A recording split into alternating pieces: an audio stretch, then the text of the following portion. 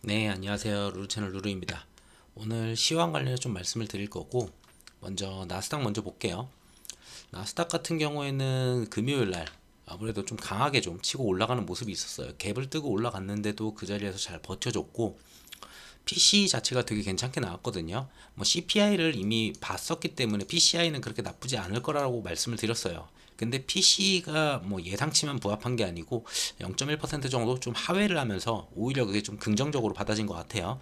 그래서 앞전에 이렇게 눌렸을 때는 파월의 연설이 있었었죠. 파월이 이제 수요일 날, 목요일 날 계속 연설이 좀 있었다 보니까 그게 이제 시장에 좀 반영이 되면서 좀 눌림을 받는 모습이었어요. 파월이 역시나 매파적으로 발언을 할 수밖에 없어요. 지금 연준 같은 경우는 FOMC는 금리를 뭐 두 번 더 올릴 거다 말은 하지만 정말 두 번 올릴지도 모르겠어요. 근데 어쨌든 들고 있는 카드 자체는 한 번, 정말 많아봐야 두 번 올리는 게 마지막 카드예요. 더 올릴래야 올릴 수도 없다 보니 그래서 구두로 계속 개입을 하는 그런 모습이에요. 그래서 매파적인 발언은 당연히 예상했었고 그래서 어느 정도 적당히 눌리는 모습이었는데 결국은 지표로 보자 했는데 PC 지표가 굉장히 잘 나오니까 시장은 그대로 반응하는 모습입니다. 자, 그리고 국장 같은 경우는 외국인이 좀 많이 이탈을 하다 보니까 뭐 코스피는 계속 하락하는 모습이죠. 지금 계속 하락해서 결국은 전에도 말씀드렸지만 2550선을 지지를 해야 된다. 거기가 이제 61선이 올라오는 자리가 될 거라고 말씀을 드렸는데 정확하게 50선까지 61선 올라왔고 그대로 지지하는 모습이에요. 여기서 다행인 거는 지난 금요일 날 미증시가 좀 괜찮았죠. 그리고 PC도 괜찮았고 그러다 보니까 어쨌든 며칠은 더 버텨줄 거예요. 횡보를 하든 위로 그대로 반등이 나오든 버텨주긴 할 텐데 저항은 이제 2600선이 다시 저항이 되는 거예요. 그래서 다시 올라가더라도 2600을 돌파하는지 그게 좀 중요할 것 같고요. 그리고 당장으로 봤을 때는 먼저 이걸 먼저 볼까요? 외국인의 이탈은 솔직히 계속 지속되고 있어요. 외국인 지금 코스피만 보더라도 자 5거래일 보더라도 이거 150억 빼고 이거 빼면은 솔직히 얼마 안 되니까 다 빼버리면은 계속 꾸준히 이탈이죠. 그 전주도 계속되는 이탈이었어요. 외국인들이 한동안은 매수세였지만 지금은 계속 이탈하고 있다. 이렇게 좀 보시면 되고요. 이 이탈세가 만약에 그대로 다음 주에도 또 나온다라고 하면은 반등보다는 솔직히 버텨주면서 횡보하는 수준으로 좀 가지 않을까 싶어요. 그리고 다음 주에 좀 나오는 데이터들이 좀 많거든요. 그 데이터들에서 만약에 안 좋은 데이터가 몇 개라도 나온다면은 추가 하락도 충분히 생각은 해 둬야 됩니다. 그래서 2,500까지는 저는 좀 보고는 있어요. 뭐 안 내려오면 당연히 좋겠죠. 여기서 잘 버텨주다가 그러다가 다시 또 반등 나오면서 좀 올라가는 그런 추이 좀 나왔으면 좋겠는데 뭐 앞전에서도 60선들 잘 지지했기 때문에 이번에도 좀 지지할 거라고 봐요. 근데 외국인들 이탈이 일주일 정도 더 이어진다라면은 솔직히 반대 매매도 조금 생각해야 되는 부분들이 좀 있거든요. 자, 예탁금을 봤을 때 일주일 동안 솔직히 늘어난 게 없어요. 그냥 그대로예요. 뭐 50억 정도 들고 있었고 지금 50억 정도 예탁금이 있죠. 근데 신용잔고는 예탁금이 많을 때나 적을 때나 지금 꾸준히 올라와서 19조 4천억 정도를 신용잔고로 계속 가지고 있어요. 그러니까 크게 줄지가 않고 있거든요. 이게 여기서 좀 줄었어야 되는데 이 구간에서 줄지 않았다는 거는 떨어지면서 신용 매수가 더 많이 늘어났다 이렇게 보여집니다. 그래서 만약에 이게 여기까지 빠진다라고 하면은 이 신용 잔고는 더 늘었다가 결국은 반대 매매가 이제 나오기 시작하는 구간이 나올 거예요. 한 이 구간 오면은 반대 매매 나오지 않을까 싶어요. 자, 그래서 요것도 좀 한번 생각을 해봐야 되는 거고.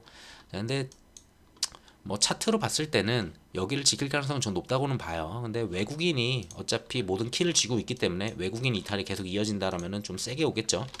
그리고 외국인 선물 쪽을 보더라도 뭐 28일 날 같은 경우에는 1조 3천억을 갖다가 던져버리는 모습이 나왔고 그 전날도 뭐 8천억씩 던졌고 자 요런 그림들이 또 나온다면은 다음 주에 좋진 않을 거라 봅니다.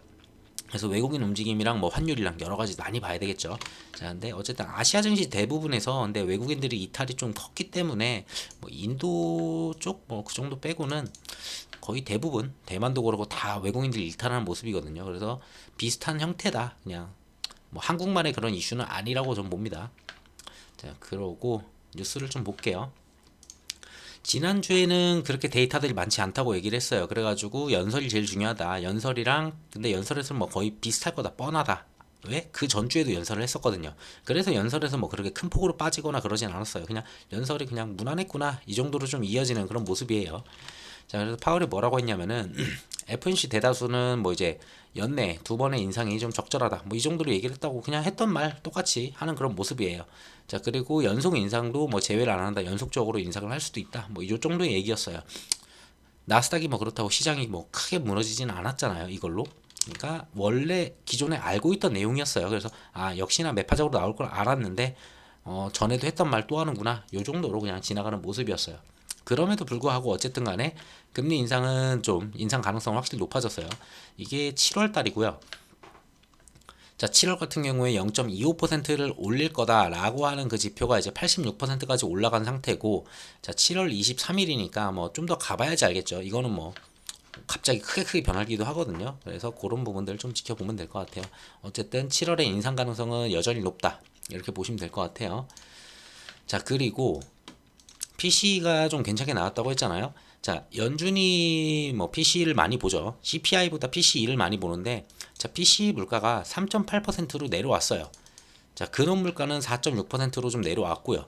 예상치가 3.9%였던 걸로 전 기억을 해요. 근데 3.8로 내려오면서 오히려 더 내려가는 모습이죠. 그래서 여기서 이제 좀 신호탄이 되면서 미국의 그 금요일 날 지수를 좀 강하게 좀 끌어올리지 않았냐. 3대 지수를 전부 다 끌어올렸다라고 좀 보여집니다. 이 부분은 분명히 한국장에도 국장에도 반영이 될 거예요. 그때 이제 외국인들이 이탈을 하느냐 안 하느냐 그게 제일 중요할 것 같습니다. 그래서 데이터들은 나왔던 거는 지금까지는 참 다 좋았어요.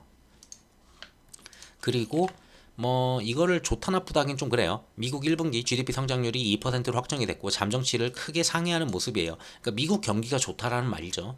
그러니까 미국 경기가 좋다라는 말은 다시 말하면은 금리 인상을 또 할 수 있다라는 여지를 주게 돼요.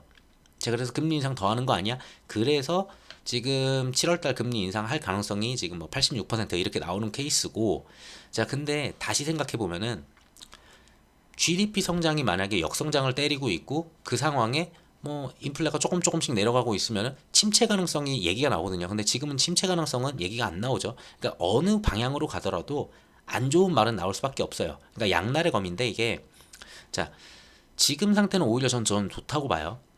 미국 경제는 탄탄한데 지금 CPI나 PCE 같은 경우에는 꾸준히 하락을 하고 있죠. 오히려 예상치보다 더 크게 하락을 하니까. 그러니까 인플레는 어느 정도 잡히고 있고, 잡히면서 경기 침체 오는 거 아니야라고 지금 걱정을 해왔잖아요.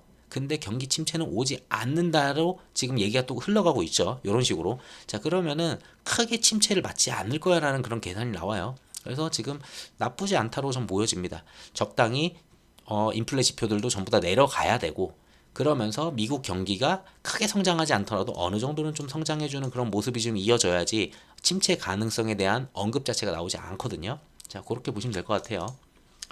그래서 미국은 지금까지 되게 괜찮은 것 같아요. 저는 개인적으로. 그래서 나스닥도 나쁘지 않은 것 같고, 자, 러시아 쪽을 보게 되면은, 자, 러시아가 이제 흑해 곡물 뭐 매번 나오죠. 이거 연장할 때쯤 되면은 뭐 이제 계속 나오는데 탈퇴 가능성이 이제 99.9%라고 해요. 뭐 우크라이나랑 전쟁이 조금 더 길어지고 이러다 보니까 뭐 가지고 있는 카드가 몇 개 없다 보니까 요 카드를 쓸 수도 있다라는 생각은 있어요. 가능성이 없진 않아요. 근데 뭐 가능성이 99.9라고 얘기하는 거 보면은 뭐 내부에 무슨 정보가 있는 거 아닌가 싶긴 한데, 자, 그래서 얘네가 만약에 탈퇴를 한다 했을 때는 당연히 인플레는 올라갈 수밖에 없어요. 곡물들의 그 선물 가격이 전부 다 쫙 올라갈 거고 곡물의 실질 가격도 분명히 올라갈 거예요. 그 얘기는 다시 또 인플레를 갖다가 우려하는 그러한 모습들이 나올 수밖에 없다.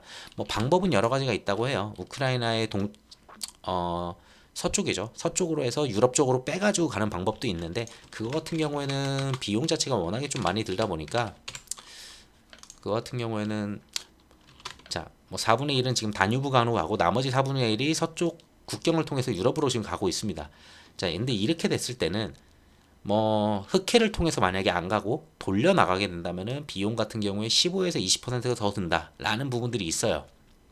그래서 흑해로 가는 게 가장 좋은데 뭐 러시아가 막더라도 어느 정도 해소는 돼요. 근데 비용이 올라가니까 당연히 인플레는 올라가겠죠. 그래서 요게 조금 중요하고 얘네가 만약에 연장을 해주냐 안 해주냐 러시아가 그것만 좀 보시면 될 것 같아요. 7월 달은. 자, 이거는 뭐 얘네들이 판단하는 거니까 예측하기가 좀 불가능하죠. 자, 그리고 러시아 쪽 얘기를 좀 그냥 간단하게 보면은 지난주 같은 경우에 이제 그 바그너 그룹에서 이제 이슈가 좀 있었죠. 근데 바로 하루 만에 좀 해결되는 모습이었었고, 그러고 이제 바그너 그룹의 이제 수장이었었던 프리고진 같은 경우에도 이제 걔는 뭐 벨라루스로 넘어갔고, 자, 근데 얘네들이 가지고 있었던 해외 용병 사업을 갖다가 전부 다 이제 러시아 정부가 좀 끌어안고 가는 모습으로 약간 보여져요. 그러니까 러시아 정부가 이제 전부 다 뭐 용병까지도 전부 다 하게 되는 그런 모습입니다. 그래서 특별히 뭐 우크라이나에 크게 득이 됐다라는 거는 크게 없고, 단순하게 크게 득이 된 거는 그거죠. 푸틴의 그 리더십 부분에서 좀 많이 깨지는 그런 모습들, 그러면서 추가 반란이 일어날 수도 있겠다. 그리고 뭔가 좀 흐지부지해졌다. 힘이 많이 없어졌다. 푸틴의 힘이 많이 빠졌다. 요 정도가 좀 수혜를 받았다면 수혜를 받았다고 볼 수 있을 것 같아요. 자, 그리고 뭐 여전히 지금 공습하고 지금 전쟁 중이에요. 뭐 전쟁이 뭐 중단된 건 아니니까. 그리고 공습했고 뭐 우크라이나 이만큼 뭐 사망이 됐다 뭐 이렇게 얘기를 하고 있는데, 이 얘기를 굳이 가져온 거는 그냥 전쟁이 계속 지속되고 있다라는 부분입니다. 자, 그리고 최근에 이제 러시아에 조금 바그너 그룹 때문에 흔들리는 그런 모습이 있다 보니까 미국에서도 이럴 때 조금 힘을 붙여야 된다라고 생각을 하는 건지, 자, 최근에 우크라이나에 비공개로 이제 방문을 했고요. 그래서 반격 작전에 대해서 이제 논의를 했다고 합니다. 그래서 논의를 했을 때 논의와 동시에 나오는 얘기들이 이제 미국이 지금까지는 주지 않았던 무기들이 많죠. 미사일도 많고 무차별 살상 무기 집속탄을 갖다가 이제 우크라이나에 지원하는 쪽으로 계산을 하고 있어요.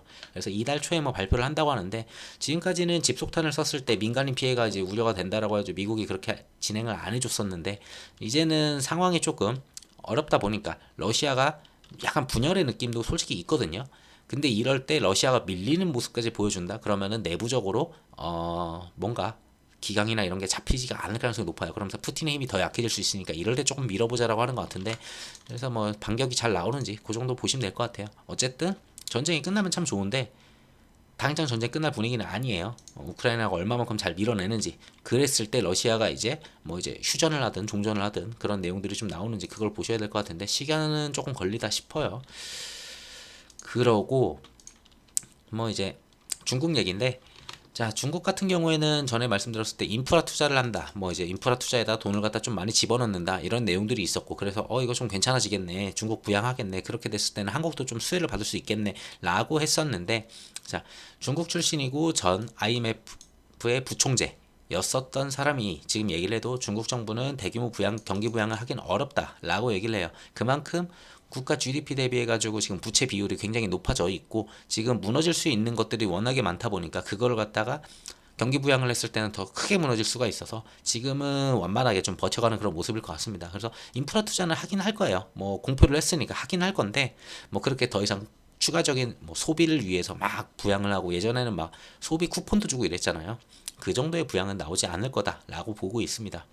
그래서 인프라 투자 정도 더하기 금리 인하인데, 금리 인하도 10개월 만인가 한 번 했거든요. 근데 중국의 그 금리 인하가 너무 조그마다 보니까 그렇게 실질적인 효과를 가져오지 않았어요. 오히려 조금밖에 못 내리니까 이거 중국 경기가 안 좋은 거 아니야, 그러니까 크게 못 내리는 거 아니야, 요런 해석이 또 나오기는 시작을 했어요. 그래서 중국 같은 경우도 지금 내부적인 상황이 그렇게 막 좋진 않아요. 지금 상황이 막 좋지 않다 보니까, 그래서 미국이랑 어떻게든 좀 화해를 좀 해서 좀 풀어 나가야 되는데, 미국이 안 줄 건 안 주고 뭐 손은 잡으려고 하는 것 같은데 반도체도 안 주고 뭐 계속 이런 모습이죠. 그래서 중국도 참 애매한 모습이에요. 자, 그러면서 미국에서는 지금 블링컨이 왔다 감에도 불구하고 뭔가 화해하는 제스처를 갖다 보였음에도 불구하고, 미국은 대중국의 AI 반도체 수출 추가로 이제 제재를 갖다 검토를 하고 있습니다. 그러다 보니까 그 내용이 나온 다음에 따라 나온 내용이, 네덜란드에는 그 ASML죠. ASML 같은 경우에도 반도체 장비 수출 통제를 갖다가 하기 시작했고, 중국이 이제 미국한테 얘기를 하죠. 다른 나라들 협박하고 있다. 그런 거 안 된다. 그만해라. 뭐 이런 식으로 얘기를 하고 있는데, 뭐 그럼에도 불구하고 그냥 진행하는 것 같아요. 그래서 9월부터 노광 장비 이제 선적할 때는 수출 허가를 갖다가 의무화하는 게 이제 ASML에 포함이 됐다. 그 얘기는 뭐냐면은 중국에 이제 못 파는 거예요. 그냥 간단하게 못 팔게 되는 거고. 자, 그러다 보니까 중국 같은 경우는 뭐 계약 전식을 존중하라 하는데 뭐 그런 거는 없을 것 같고요. 그냥 네덜란드는 미국 따라서 가지 않을까 싶네요. 그래서 반도체 쪽으로 계속 떼이는 모습은 계속 나오고 있어요. 자, 근데 그럼에도 불구하고 블링컨 다음에 이제 옐런 같은 경우에 다음 달 초에 이제 방중을 예정을 하고 있고, 그래가지고 미중 재무장관 회담이 좀 열릴 가능성이 있습니다. 자, 여기서도 또 괜찮은 내용이 나올 거라고 봐요. 중국이 지금 입장에서 방중을 갖다 오케이를 해가지고 일정을 잡고 진행을 하는데, 싸우려고 만날 가능성은 낮거든요. 지금 중국 상황으로 봤을 때 오히려 지금 중국이 이러니까 미국이 좀 더 세게 나가는 것 같기는 해요. 중국이 조금 힘이 들어 보이니까. 자, 그래서 여기 갔을 때 또 어떤 좋은 내용들이 좀 나오는지, 미중 갈등이 좀 해소가 되는지 보면 될 것 같아요. 근데 미중 갈등의 해소는 없어요, 사실. 왜냐하면은 G2잖아요, 둘이. G2인데 어느 하나는 위로 올라갈 수밖에 없고, 어느 하나는 눌릴 수밖에 없어요. 지금 이 위치는. 그렇기 때문에 화해 같은 화해가 아니고, 완전히 같이 갈 수 있는 건 아니고, 그냥 적당히 그만 싸우는 약간 그 정도의 움직임 아닐까 싶습니다. 자, 그리고 저렇게 해서 좀 옐런도 가고 좀 좋게 좀 분위기 좀 이끌어 갈까 좀 하면은 이제 또 바이든이 한마디 하죠. 시진핑은 독재자다. 이런 얘기를 또 하면서 분위기를 또 흐트러 놓고 그러면은 또 블링컨이나 이제 옐런이 가서 또 화해해 오고 약간 요런 모습이에요, 계속. 자, 그리고 블링컨 갔다 왔잖아요. 그 다음에 시진핑이 뭐 독재자다 이렇게 막 바이든이 또 판을 갖다가 헤쳐놓고 그랬더니 중국에서는 또 약간 먼저 손을 갖다 내미는 모습이에요. 중국 대사가 38일 만에 바이든한테 신입장을 제출하는, 뭐 크게 의미 있는 건 아니지만 이걸 갖다가 38일 걸려가지고 이제 제출을 한다는 거는 어느 정도 그래도 조금 화해 제스처를 보이려는 그것도 있어요. 받아들이려는 것도 좀 중국이 좀 보여져요. 그러니까 중국이 약간 한 수 지고 들어가는 모습은 보여집니다. 제가 봤을 때는. 근데 그럴 수밖에 없는 내부 사정이 있겠죠. 분명히. 아무래도 경제적인 그런 부분들도 있고 지금 이 상태에서 뭔가 무역 전쟁을 하거나 했을 때는 본인들이 지금 안 그래도 간당간당한데 오히려 더 크게 타격이 올 수가 있겠죠. 근데 반대로 중국 같은 경우에는 지금 경제가 굉장히 좋잖아요. 그래서 전기가 워낙 좋다 보니까 무역 전쟁 하면은 싸우면은 솔직히 미국도 당연히 타격은 받겠죠. 인플레 올라가고 다시 또. 근데 그럼에도 불구하고 중국이 더 타격이 크니까 오히려 약간 손을 갖다가 한 수 쥐고 들어가는 약간 그런 모습이에요. 그래서 왔다 갔다 합니다, 지금. 자, 그 와중에 이제 미국은 대만에 이제 5,800억 규모의 무기 판매를 갖다가 승인을 했어요. 제일 싫어하는 게 중국이 제일 싫어하는 게 대만에 무기가 가고 미국이 뭔가를 해주고 막 계속 왔다 갔다 하는 그걸 굉장히 싫어하잖아요. 자, 그러다 보니까 중국은 미국한테 뭐라고 난리를 쳐야 되는 미국한테 난리를 못 치고 있고 중국은 대만을 위협을 하고 있죠. 그냥 뭐 미국한테 뭐라고 괜히 했다가는 뭔가 지금 이제 더 세게 경제적으로 타격을 더 입을 수도 있다라는 생각이 있다 보는 건지 그래서 대만을 위협하고 있고 뭐 말로는 중간에서 그러면 안 된다라고 계속 얘기를 하지만 뭐 크게 미국을 때리는 모습은 없어요. 중국이 또.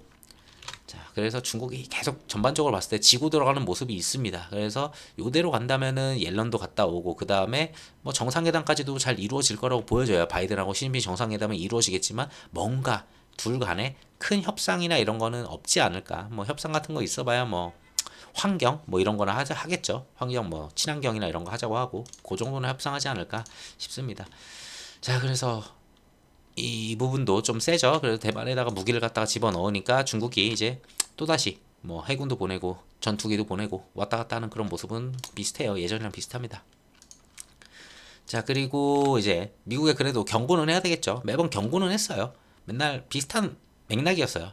뭐 무기를 주거나 뭘 하게 되면은 군사 이런 걸 했을 때는 중국 국방부가 가만히 있을 수는 없잖아요. 그게 또 이상하죠. 모양새가. 중국 국민들이 봤을 때도 그렇고. 그러다가 미국에는 경고하는 모습은 동일합니다. 근데 경고는 하지만 뒤에서는 또 이제 신임장도 주고 그리고 옐런 또 만나려고 하고 자, 그런 모습들이에요. 그러니까 왔다 갔다 하고 있어요. 자, 여기까지가 이제 미중 관계랑 이래 그런 부분들이고 그래서 미중 관계는 어쨌든 제가 봤을 때는 개인적으로 긍정적인 쪽으로 좀 흘러갈 가능성이 높아요. 러시아가 또 전쟁에서 좀 우위를 보이고 있으면은 약간 중국도 힘을 받을 수가 있거든요. 근데 지금 상황이 러시아도 그렇고 대만 쪽도 그렇고 미국 쪽도 그렇고 그렇다고 내부적으로 내수로 모든 걸 해결할 수는 있겠지만 내수에서도 지금 뭔가 부양할 수 있는 그러한 돈이나 그런 금전적인 그런 부분들도 부족하고 그러다 보면 중국도 지금 간당간당하니까 이럴 때는 미국이랑 싸워봤자 경제적 타격을 받거든요. 미국이랑 싸우면 무조건 경제적으로 타격을 줘요. 미국은. 뭐 전투기를 보내는 게 아니고 경제적으로 그냥 때려버리니까 경제적 제재를 때려버리니까 그게 당했을 때는 본인들이 이제 거의 꼬꾸라질 가능성이 있다라고 생각하니까 여기서는 이제 버텨나가면서 그냥 적당히 선을 두는 것 같습니다. 그래서 미중 갈등은 제가 봤을 때는 더 커지기보다는 중국이 약간 져주는 모습 나오면서 조금 조용히 이어가지 않을까 갈등이 조금 해소되는 방향으로 가지 않을까 생각이 들어요.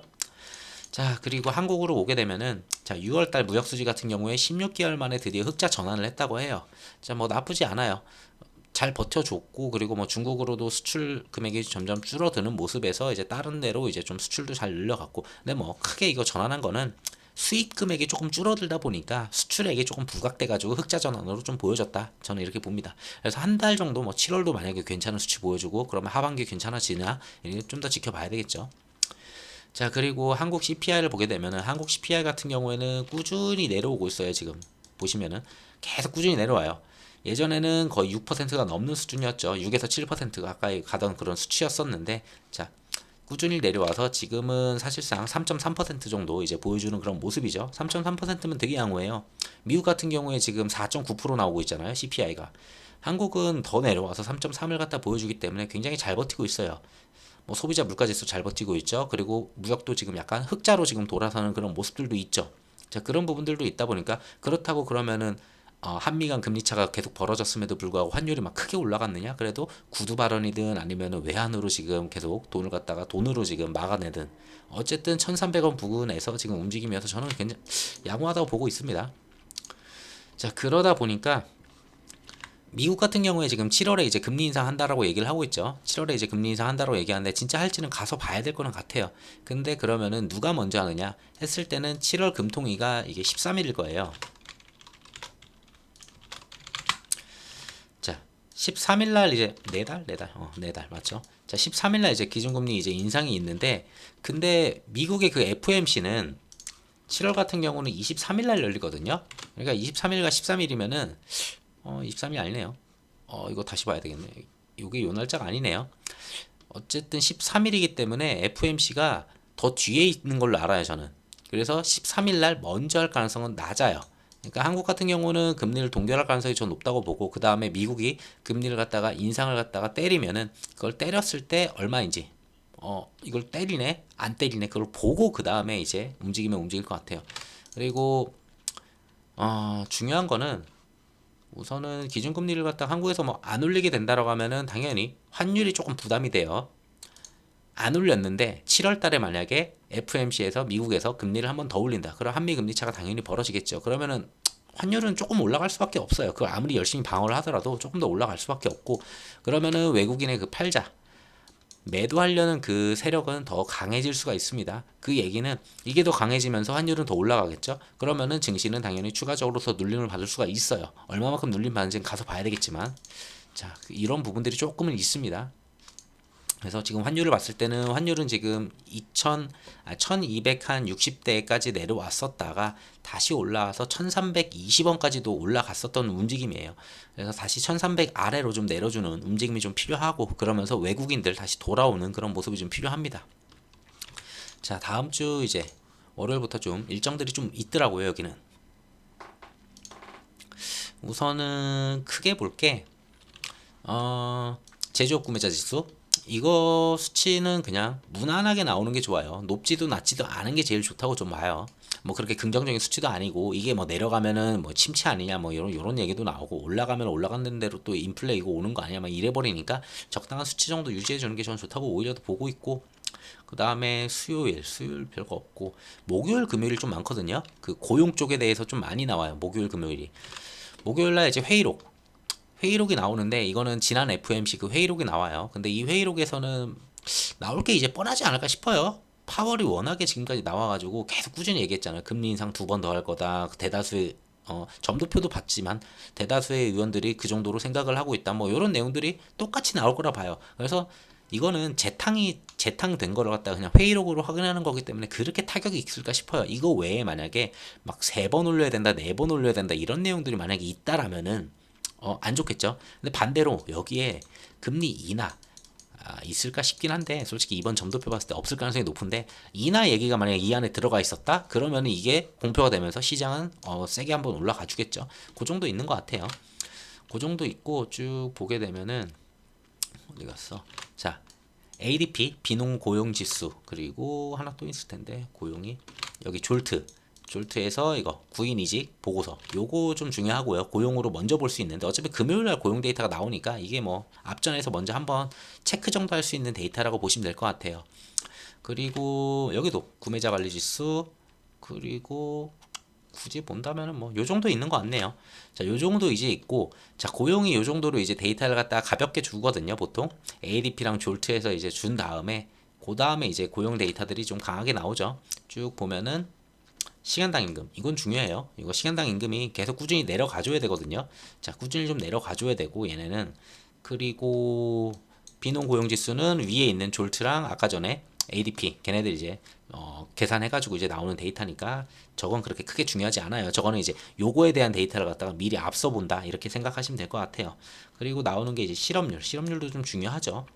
네, 요 정도 있는 것 같아요. 만약에 요 데이터들까지 괜찮게 나왔다. 이번에 PCE 되게 괜찮게 나왔잖아요. PCE가 되게 괜찮게 나왔는데 이 PCE 괜찮게 나온 다음에 연준이 아무리 이야기를 해도 들어먹지 않거든요. 시장은. 왜? 데이터가 괜찮으니까. 니들이 아무리 입으로 얘기를 해봤자 연준의 신뢰도는 이미 떨어졌고, 그렇기 때문에 그럼 데이터로 확인하자. 근데 데이터 되게 잘 나오고 있어요. 근데 여기에서 이번 주에 나오는 요 데이터들 되게 중요해요. 고용 데이터 진짜 중요한데, 고용 데이터가 만약에 되게 잘 나왔다? 시장은 그냥 활장이 될 거예요. 갑자기 미친 듯이 올라가는 시장이 갑자기 나올 수가 있고, 거기에 이어가지고 또 중요하게 봐야 되는 거는 이제는 그거죠.